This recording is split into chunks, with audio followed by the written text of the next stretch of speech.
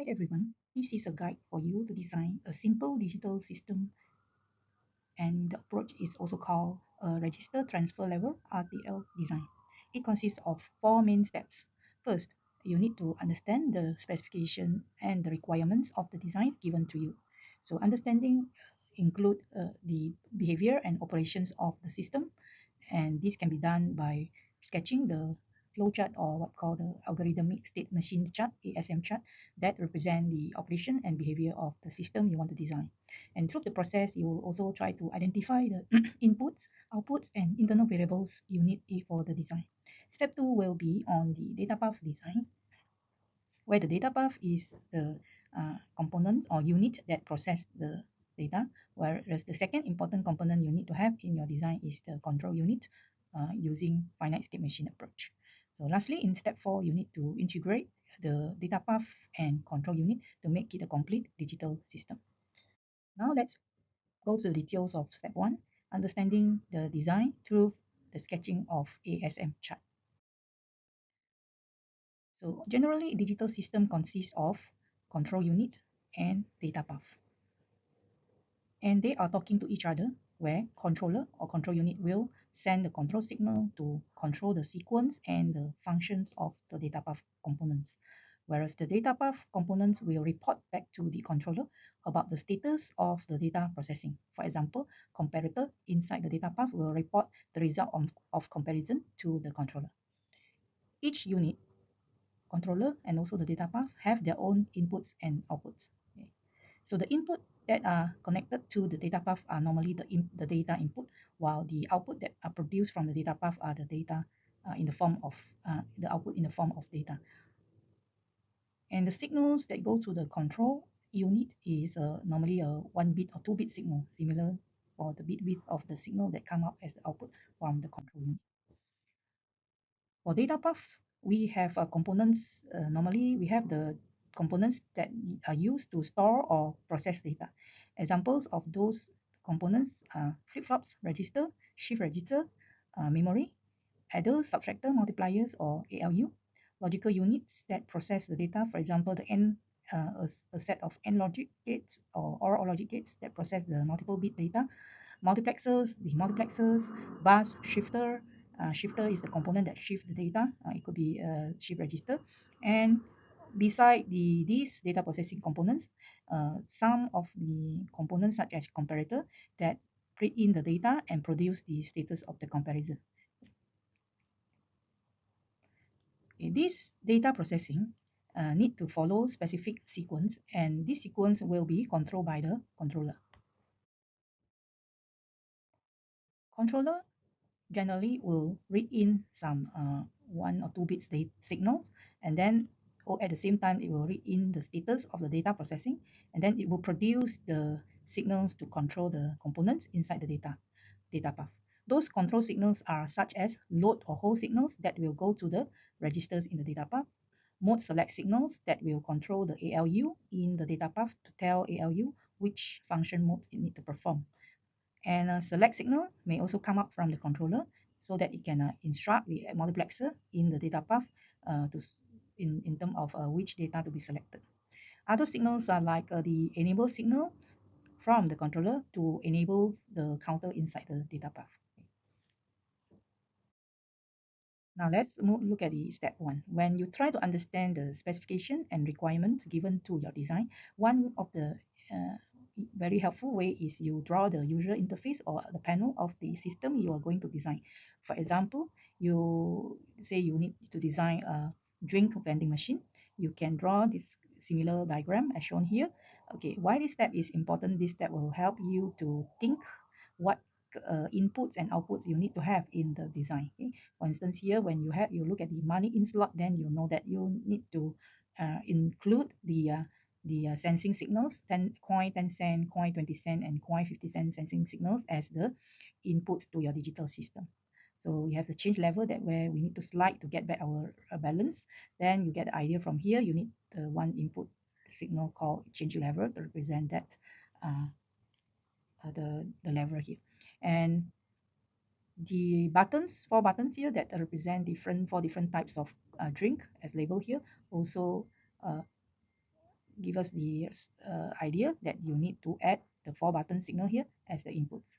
Outputs are such as the dispense, yeah, whether to dispense or not dispense the drink. Okay, so for simplicity, I put one dispense, but in the actual application system, you need a 4 dispense, right? To represent the dispense is for coffee, chocolate, tea, and cola separately. And one more output based on the diagram here is the return change output that show that the change is released or not to to this part here, so that the user can get like the balance. Okay, so this is an important way and step you need to do in order to understand and identify the inputs and outputs needed. And beside that, you also, based on this diagram, you can think like what operations according to the correct sequence you want to have for your system, and based on that you draw the flowchart like ASM chart in next. Okay, so this slide show like some of you may want to add features like the 7-segment display that display the receive amount of the money and the balance that the machine will return to. So if you have this idea to be included, then you have more outputs to be included in your system. Okay, now after you identify the inputs and outputs, before we move to the ASM chart steps, so from here, next you want to figure out the input should go to the control unit or the data path. So just ask this question: if the inputs are in the form of data, then it should go to data path. But if the input is just like a few bits like this, like signal coming from the sensor or coming from the button, then this input should belong to control unit. The output, similar way you consider for output, if the output is not data, right, dispense, return change, or even you want to add one more LED that show the process is done or not. So all this 1-bit data, 1-bit output, sorry, 1-bit output should belong to the control unit. Okay, so the output like receive amount display, this one, and even the timer display, like say during the dispensing of the drink, then you want to show the counter count the time the dispensing is done. Then you can even display the timer output here. Then this kind of output belong to data type, so which should come out from the data path. Okay, so in this example we don't have the input that go into the data path, but I just give a simple example like if you have a system that need the keypad press whole button like this, so that represent 1 2 3, because after the keypad the output should come out, for example, as the binary representing 1, binary representing 2. So if you have this kind of input in your application, that those input signals should go into the data path because they represent the data. Okay, now based on the understanding of the behaviors and operations that should happen in your system, then next thing you need to design the ASM chart. But before you design the ASM chart, I would like to explain what is ASM chart. So ASM chart is like the programming flow chart. It is a graphical representation that describes the sequential operations in the digital system. Okay, we draw the chart using just 4 types of box. The first one we call state box. The second one is like the decision box in the programming, we call it decision box, and the last one is conditional output box. So I take note the state box and the conditional output box because it is maybe different from the programming flowchart. So please take note about the definition and the rules you need to follow when you draw the state box, decision box, and conditional output box. State box represent a state in the system. So what is state in the system? A state is like the phase or mode that your system have. For example, the washing machine system. So it has wash mode or wash state, rinse state, and spin state. So this is a state that you should identify for the washing machine, and you have to do identify all the possible states you want to have for the system given to you, okay, in this project. Okay. Please say, so for state box, you use the rectangle to represent it, and on top of the rectangle, write the name of the state. So the name of the state can be anything, if possible, meaningful to represent the mode. For example, wash state represent the washing machine is doing the washing steps. Okay, so the inside the rectangle box, we need to write, okay, if there is any update happen to the output. Okay, please take note output or internal variables you want to have in your system. If there is any update happen in this state, we need to write the update here. For example, output A now display 50 ringgit, done now become 1. So if there is the updating like this, then we need to write it in the state box. Okay, A could be the output or could be the internal variables like a register that hold the data. The second box is decision box, where we normally put the condition inside the decision box. So the condition can involve the input signals or the internal variables. There shouldn't be the output as the terms you write in the condition. Okay, so condition will be checked, and then there will be a false exit path or true exit path. Okay, so similar to the program. But I forgot to mention that for the state box, if there is no updating that happen for this state, you can leave it empty in the flow in the ASM chart. The third one is the conditional output box. Uh, so the conditional output box is similar to the state box, where you write the updating of the output or the updating of the internal variable, but different from state box. The conditional output box must come after the decision box. That means after the decision box, then only there you draw the conditional output box. Okay, so this is different from state box. Okay, but similar to state box, you write the updating process in the shape. Okay, so after the conditional output box, it will go out and reach a state box or the decision box. So these rules must be followed when you draw the ASM chart. Okay, so other rules I've just now forgot to mention is like state box. After state box, it should go to the decision box or state box. The state box here, the next state box here can be itself or the next different state box. Okay, similar goes to the decision box. Okay, it can go out and go out and transit to the next decision box or a conditional output box or even a state box. Okay, so this slide show the example of the flowchart you may have after you consider the sequence of the operation for your design. So when you draw the flowchart, you have to make sure that the requirements for the exit paths are fulfilled. Okay, so the exit path are fulfilled, the condition of exit path like just now listed in the previous slide, which says that for the state box, it should go to the decision box or uh, a state box. Okay, so this rule must be followed. So like after conditional box, it will go to the another decision box or the state box. So all these rules must, when you complete the ASM chart, you must check the rules. Okay. So after that, you complete and everything is verified, then next step you draw this boundary. Okay, what we call the ASM block. Okay, so how to draw this boundary? You have to include one state. It begins with the one state box and followed by a set of the decision box and conditional output box. So draw them in a group and you close the boundary before the next state box. Okay, like here before the next state boxes are state 2 and state 3. So before they close this boundary, so those boxes collected in the boundary is called ASM block. Okay, do the same for others. So you'll notice that some ASM block is more complex because it contains more decisions and more conditional output boxes. It's okay because all this depends on the behavior of the system you are designing. Some are very simple, like only contain a one state box, that's all. Okay, so why you need to have all these ASM blocks? These ASM blocks will help you to check another aspect of hardware, where when you design and enclose all those activities and processing and the condition checking within the one ASM block, please check and ask this question: can all this processing and condition checking can be done in a one clock cycle? If yes, then your ASM block is correct, because what the steps mean here is we want to, at the end of the hardware design, we will get the hardware perform all these activities in one clock cycle. So please check this is doable or realistic or not. So if not, then you have to split. If let's say you found out the processing may take more than one clock cycle, then you have to split the activities, the processing, into more than one states, more than one ASM blocks. So do the correction if you found out this kind of issue exists. Okay, so all these should be checked so that we check whether the activities and processing can be completed in one state time or one clock cycle. Okay, so example for the drink vending machine. So the flowchart begin with the initial state. Okay, so the first rectangle orange here mean the initial state. So the initial state, based on the common operation or normal operation of the vending machine. The initial state also means the standby state, where it will wait until there is a user or consumer come and press the button of the drink. That's why here the first state will have one decision box checking whether any button of the drink is pressed or not.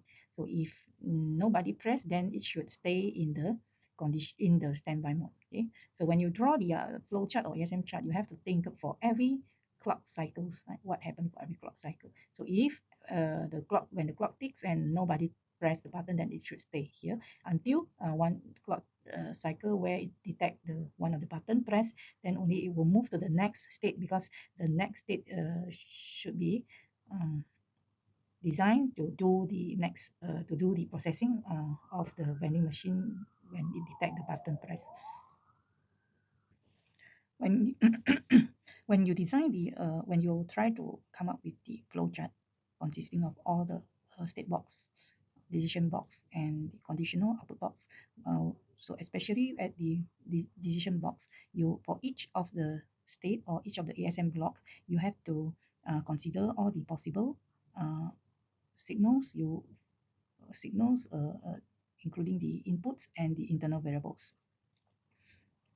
So for inputs, as you have seen earlier, that we come up with a list of inputs, which include the change level, 10 cent, 20 cent, and so on, the coin sensing inputs, and also the drink inputs. So for this initial state or standby state, we need to consider coffee, chocolate, tea, and cola inputs, because this is the state where the machine is waiting for these inputs to be pressed. And for other inputs like change level and coin sensing inputs, if they are considered don't care in this standby mode, then you can omit stating the any signals value for that input. Yeah.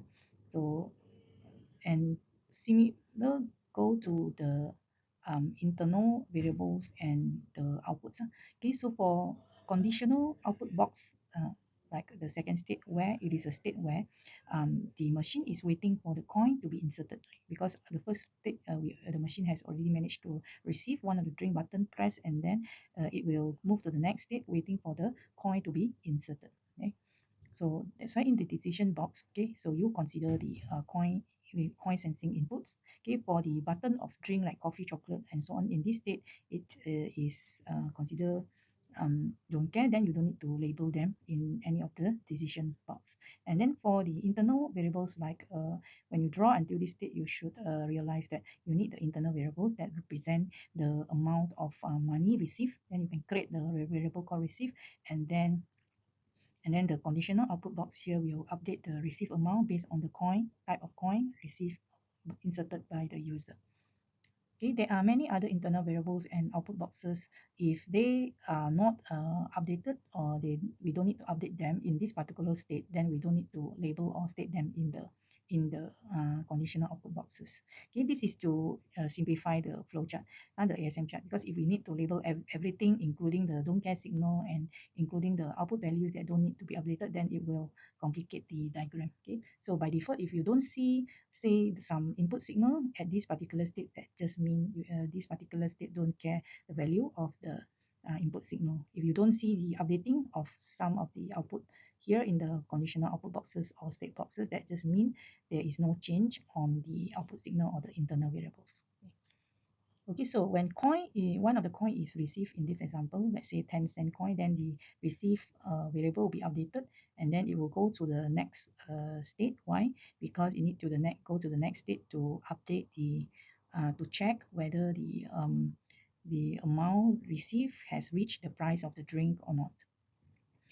Okay, so this need to be in separate state, because we the hardware, when come to the updating of the receive, it will take one clock cycle, because as you, based on the knowledge of the hardware design, the receive can need to be stored by the register. So when the register need to be updated, it will wait for the clock trigger. So by the time the clock trigger is already one clock cycle complete. That's why the next step need to be done in a different state or different ASM block, which is in this case the step to check the received amount has reached the price of the drink or not. Okay, but when we come to the check amount state, as mentioned in the decision box, you try to think all the possible inputs, and then whether they need to be kept or in this particular state or not.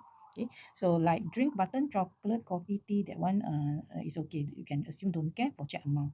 But for coin sensing signal like 10 cent, 20 cent, and 50 cent, if we design them using the push button, so one push mean one press of the push button mean one coin inserted.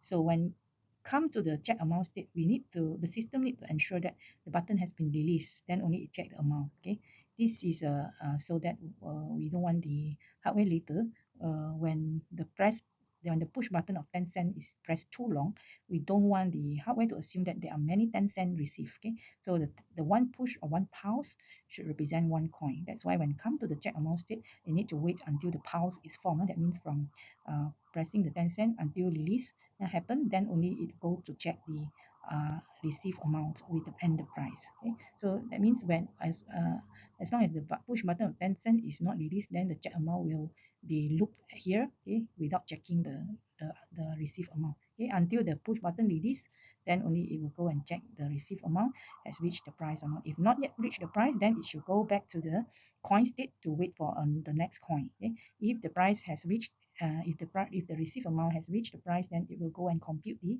balance amount and store in the internal variable called balance, or it can be realized later by a register called balance. So once the receive amount reach the price, then the next step should be to dispense the drink. So it can be done by the next state called dispense. So under this state, the dispense timer will start to count, assuming that we use a timer to determine whether the cup is fully fill up with the drink or not. So let's assume we use a timer to decide that. So we need to enable the timer and count during the state of the dispense. And at the same time, you need to enable the dispense output so that the output will dispense the drink into the cup. Okay, so at this state of dispense, it will count whether the cup is full or not, okay, using this loop. Okay, and the decision box inside here will just simply compare whether the count has reached the dispense duration we set, for example, 3 seconds. Okay, then if the dispense times is up, then that means the cup is full already. Then it will move to the next step to determine whether there's any balance need to be returned to the user or not. If we know, then it will go back to the standby mode, waiting for the next consumer. If there's a return need to be released to the consumer, then the next step should be entered by enabling the waiting time counter. Okay, so this waiting time counter will wait until the consumer slide the change level. Remember, there's a change level for this older vending machine. You need to wait until it slide the change level, then only it return the change to the consumer. If the slide is not done by the consumer within the waiting timer duration, then it then the time is up, and then it will move to the next step. Yeah. Okay, so the next step is to I call it settling state, where because before the machine return to the standby mode, the machine need to make sure that all the inputs are already reset, then only it will go back to the standby mode. Okay, why this is a kind of safety state? Because if let's say the chocolate button or the coffee button is not released or not turned off, then it go back to the standby mode, then it is like the machine assume the next consumer already come and press the coffee button. So this settling state is important to make sure that all these inputs are turned off. The inputs, especially the drink buttons and the change lever. Okay. Okay, once the consumer slide to the right, then it should go back to the left in the off state before it go back to the standby mode. Now this one is to make sure that the coin inserted by the next consumer is not released immediately. If let's say the change level is not turned back to the off state. Okay, so after all these important inputs are turned off, then only the machine will go back to the initial state. So when you design and by drawing the SM chart, you need to think like in terms of how the hardware works, and also including the safety perspective, okay, so that the product, the system you design will be as close as possible to the practical one. Okay, so after that, you do the boundary here to identify the states of the system. So here you will see that you need 6 states to be included in your system, and this is very helpful when you come to the step to design control unit. Yeah, so you from here you already can see you just need 6 states on your state diagram. So these are the checklists. Please make sure you check when after you finish your ASM chart before you hand in the ASM chart according to the spec and requirements given for your project. Okay, so each state should represent a unique phase. We don't want there are 2 states representing the same operation. All states are clearly defined, transition also correct, and every state must have next state. We don't want the state end without going anywhere, because that is not how the hardware work. If you want the state to stay forever in the same state after the end of the process, at least that final state need to have the self transition, which means that the transition go back to itself. Yeah. So conditions of the each transition should be clearly and mutually exclusive. That means for the false path and the true path should be mutually exclusive. Okay, there should be a clear boundary for true and false. Yeah, and the data process and the output are clear and logical. All the data and condition checks within a single ASM block should be performed in one single clock cycle, as mentioned many times before. Okay, so again, I show the 6 states you finally have in your ASM chart. Okay, now let's move to the next step, which is step 2, data path design. Based on the ASM chart you have, so next step is you try to figure out among all the boxes you have in the ASM chart, which boxes condition checking and processing are related to the data path. So in this example, let's look at the first diamond decision box here. The coffee, chocolate, tea, and cola checking whether any of the button being pressed. This one is not related to data. But the next one, like receive equal to receive plus 10 cents, this is related to data because it is actually performing the addition to update the receive amount of the money. Okay, and other is like a receive money compared to the price of the drink. So this one related to the data because it needs the comparator to read in the receive data and the price data and do the comparison. Okay, so other is the updating of the balance, the counter to count whether it reached the count of the timer reached the dispense duration, the balance is bigger than 0 cent or not, and the again the count here to count whether the timer, the wait timer has count until the wait duration, and this one actually is to let you see that you need a counter. So when you see here you need a counter, then you need to include the counter inside the data path. Okay. So based on the these identification steps, let's go through every state here. We need or standby don't need any data path component, but when it comes to coin, we need an adder.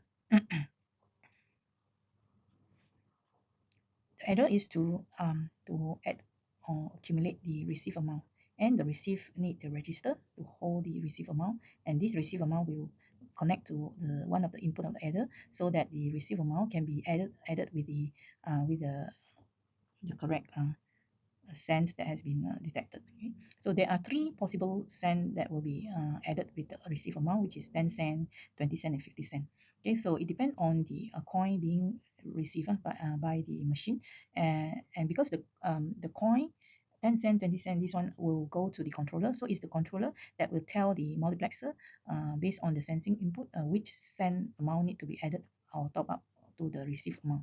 Okay, so that's why you can have the multiplexer here so that the signal select will select based on the sensing based on the controller unit which number need to be selected and then top up with the receive amount. Okay.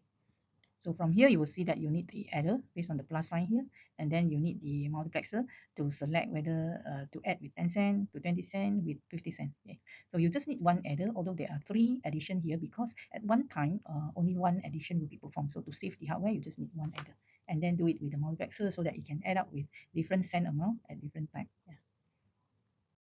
Based on the next state check amount, from here you need the subtractor to take in the receive amount and then minus with the price of the drink. So the price of the drink, we have make assumption that every drink will be 1 ringgit, and in cent it will be 100 cent. So the subtractor will subtract the receive amount with 100 cent to get the balance, and the balance will be stored in the register. Okay. So from here, the register, I forgot to mention just now, the register normally we have a reset, and you need to have a load signal for the register because the load signal will determine when the result of the adder and the result of the subtractor need to be loaded and stored in the register. And based on the decision box here, you know that you need a comparator to compare what? To compare the receive amount with the price of the drink to check whether it's has reached at least the price of the drink or not before I move to the next step. Okay, the enable dispense timer, this one is not this step is not to do with the data. Okay, but from here you know that you need the counter that count the dispense time. Okay. So also similar that you can see in the next state where you need the dispense counter to count the time when the drink is dispensed to the cup. That's why you need a counter here that will count based on the duration we fix. For example, I fix 3 seconds. Okay, and then the counter normally have the enable input to control when the dispense time is count, because the dispense time will not count from the beginning, right? It will only count after the based on the flow chart after the receive amount reach the price of the drink. Okay, so and then the counter has the this 1 bit signal, what I call the dispense times up, just to indicate that this decision box condition is fulfilled, where the counter has count until the dispense duration that indicate the cup is full. Okay. Next step balance also show that you need another counter, okay, to count the times, waiting time, and because the consumer is supposed to slide the change level to get back the balance within the waiting time. Okay, so you need the counter with the enable. Okay, again, why enable? Because this waiting counter is not counting from the beginning. It only count during the specific state, which is in this balance state. Yeah. So it's only enabled during that state.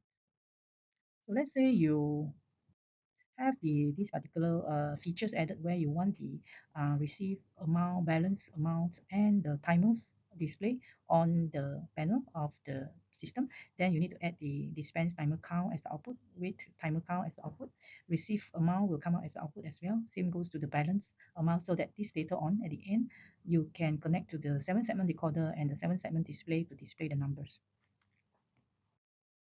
So after you finish a data path design, we don't immediately proceed to the next step. You need to, after coding the Verilog for data path, you need to do the simulation.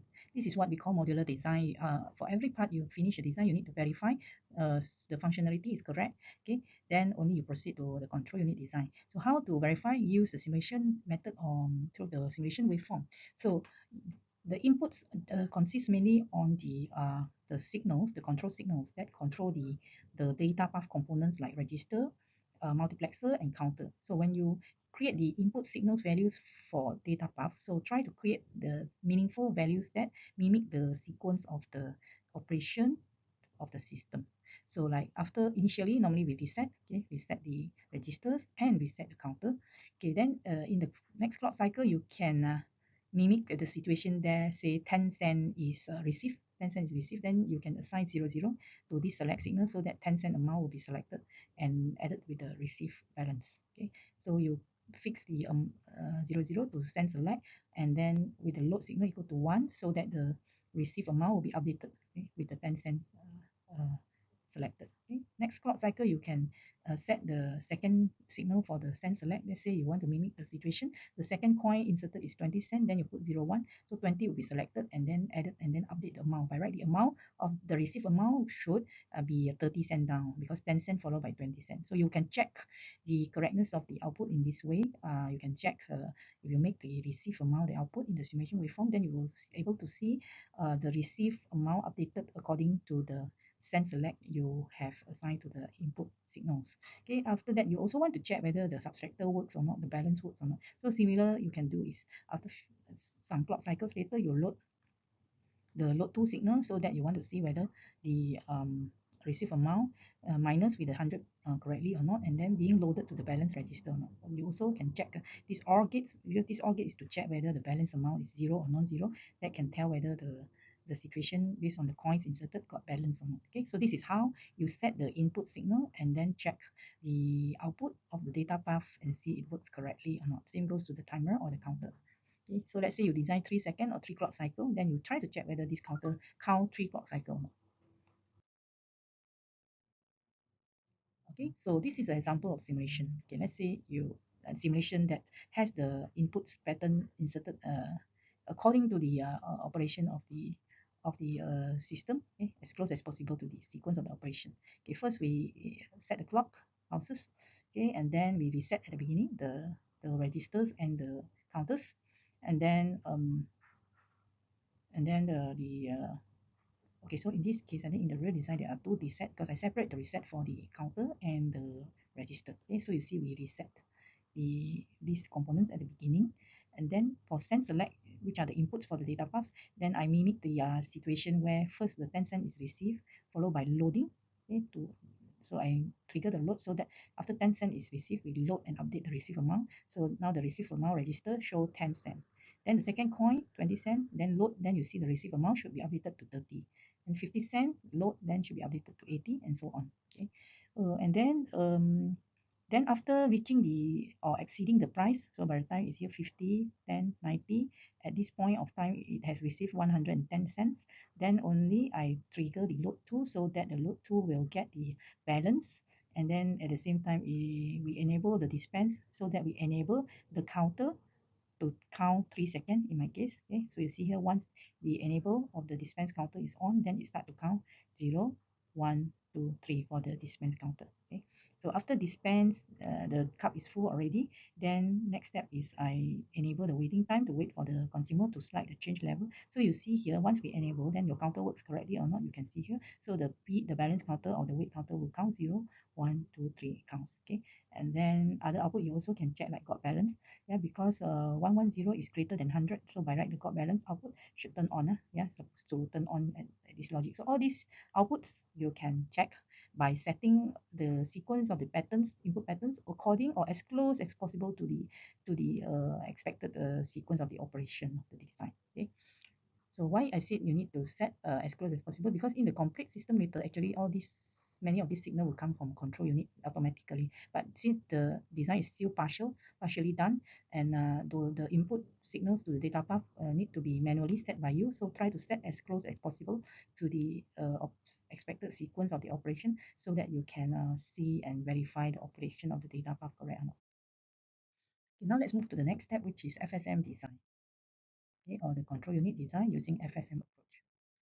Okay, so based on the first step earlier, you see that you will see that you need some inputs like the button of the drink that go to control unit, and output like done that come out from the control unit. But after you design the data path, you will identify even more signals that will become the inputs and output of the control unit. Okay, why? Because the output coming from the data path, okay, may become the input to your control unit. The input that are needed to control the data flow in the data path likely need to come out from the control unit as the output. Okay, so through the data path and the ASM chart earlier, then you will have a complete list of the input output for your control unit. So you need to identify that first before you design the finite state machine. Okay, so the complete one based on the data path is the greater equal signal that come from the comparator, the wait time up and the dispense time up that come up from the counter of the data path, and the got balance come up from the OR logic. So all these are the output that come up from the data path, and then it become the input to your control unit. Okay, apart from the input we identified earlier that come from the button, press button, and the slide of the change level. Okay, similar go to how you identify the outputs. Okay, earlier we have identified done, dispense, and return change. That will be the output of the control unit. But after you have the data path, you will see that, oh, the control unit need to also produce this control signal as its output, but this signal will go to data path, like send select to control the multiplexer, load and load 2 to control the registers, enable signal to control when the counter need to be turned on. Okay. In the ASM chart you built earlier, as shown in the previous slide, the conditional, so the decision box shows only the inputs that come in from the external side to the control unit. The conditional output box and the state box show the output that produced by control unit as the primary outputs. So there are missing signals that come into the control unit from the data path and produced by the control unit connecting to the data path. So these are the signals, input output signals, that are still missing in the ASM chart we built earlier. So we need to figure out where these signals are involved. So in coin state, the signals involved are the send select, because in the state of coin, the machine is detecting what kind of coin received as shown in the decision box here, and produce the accordingly produce the signal for the mark select to select the multiplexer input at the data path. Okay, so this send select still missing in the ASM chart, so let's put the label, let's put it here under the coin state. Also the load signal, remember the load is to load the received register, so this signal also related to coin state. So similarly you do it for other state like check amount, load 2, because load 2 is to update the balance register, and the enable list that will start the dispenser counter. Okay, so these are listed here, enable this, and the load 2 is related to state check amount. And the comparator here that compare the received amount and the price, this one actually related to the greater equal signal that come from the comparator. So greater equal signal which come in as the inputs to the controller is labeled under the state check amount. So you do it for other state. Okay. So with the complete information of inputs and outputs of the control unit, then we can draw the state diagram. So the first node initial is related to the first state here, and the inputs involved to be labeled on the arc or transition are the input in the decision box here. Okay, so if one of the button of the ring is selected or pressed, then only it go to the next state. Otherwise, it will stay in the same loop as illustrated here. Then the next state is coin state. The inputs involved are the 10 cent, 20 cent, and 50 cent as labeled in the decision box, as well as the cent select and load that we have just, sorry, I think, no, just the 10 cent, 20 cent, and 50 cent inputs involved here. So on the arc or transition coming out from the coin, you need to consider the 10 cent, 50 cent, 20 cent. Okay. So if no coin are detected, then it should stay here, like the arc correspond to this ASM chart. Okay, so you end up as a self loop. But if the 10 cent is detected, so if 10 cent is detected as labeled on the transition here, the outputs are the output related to this conditional output box, which are the load signal for the receive and the sense select, because sense select will decide will indicate which coin and which through path refer to according to the send coin received. So if 50 cent detected, then send select will be 10, so that this 10 signal will go to the data path to select the 50 cent to be added up in by the adder, okay, and followed by load. So how do you know what outputs involved in this transition? You look at the output that you have identified earlier, okay, so which are send select and load, okay. So 20 cents, send select will be 01, load will be on, 10 cents, send select will be 00. Okay. Next state is the check amount. So check amount involve the again the coin, okay, because we need to wait until the coin button is released, then only it go to the comparison. So as long as the coin is not released, it will stay here at the check amount. But if the coin is button is released, then it will go to one of the branches here, depend on the greater equal signal. So if greater equal signal is showing 0, that means the coin is not enough yet, so it will go back to the coin state, same as what shown in the ASM chart. If the coin is enough, which means greater equal to 1, then you move to the next state with the correct input output signal produced. Load 2 to load the balance, update the balance, and start to enable the dispenser counter as shown here at the output side after the slash load 2 and this. If the output show after the slash, that means your machine is a melee type.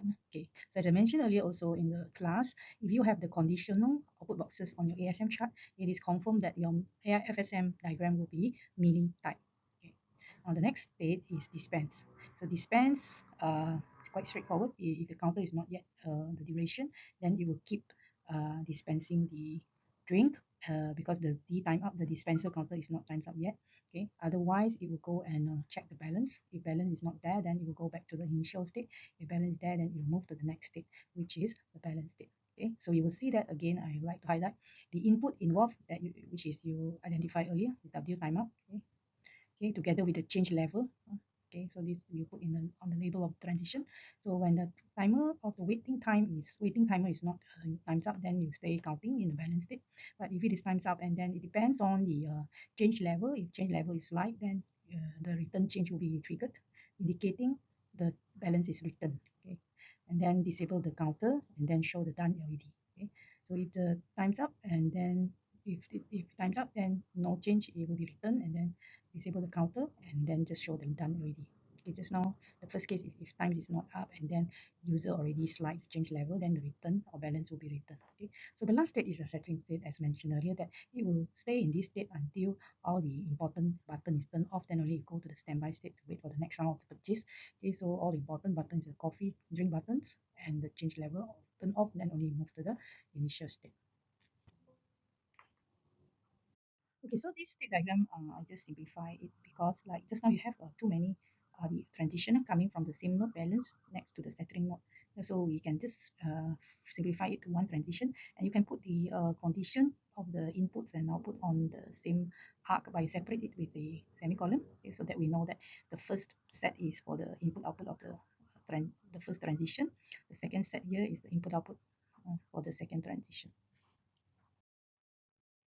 Okay, so this one is just to remind you that if you have output and you put after the slash, that means your machine is a melee type. Okay, so after you finish this state diagram, you can code the Verilog of your FSM. simulate it and again put the input patterns that as close as possible to the sequence of the operation of the system, because now you are simulating FSM only without data path, so you also need to manually set the input patterns, especially the input pattern that come from the data path. Okay, make the sequence as logical as possible, then verify it through the simulation. One good tips about the simulating the FSM is, you can also call out the present state to be displayed in the waveform. Present state is internal variables. By default, it won't come out as an output in the simulation, so you can choose pins this option so that you can. After you finish coding for the FSM of the control unit, please simulate using the quarters tools to verify the design.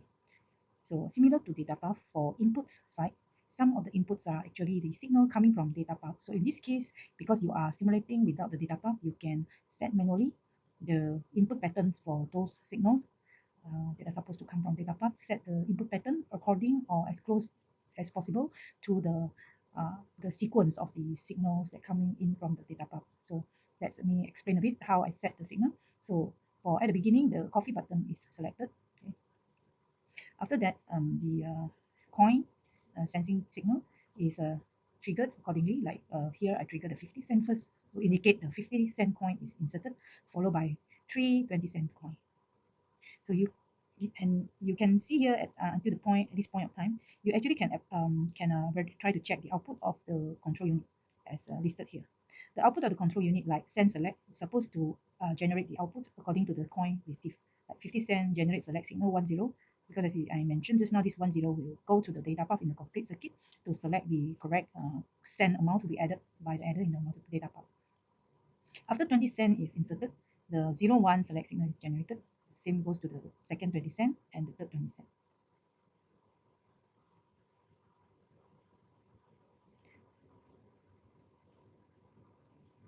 Okay, and then for the load, so as you can see, like every time a coin is inserted, the control unit will load the load signal. This load signal, it will load so that the load signal will go to the data path in the complete circuit to update the receive register.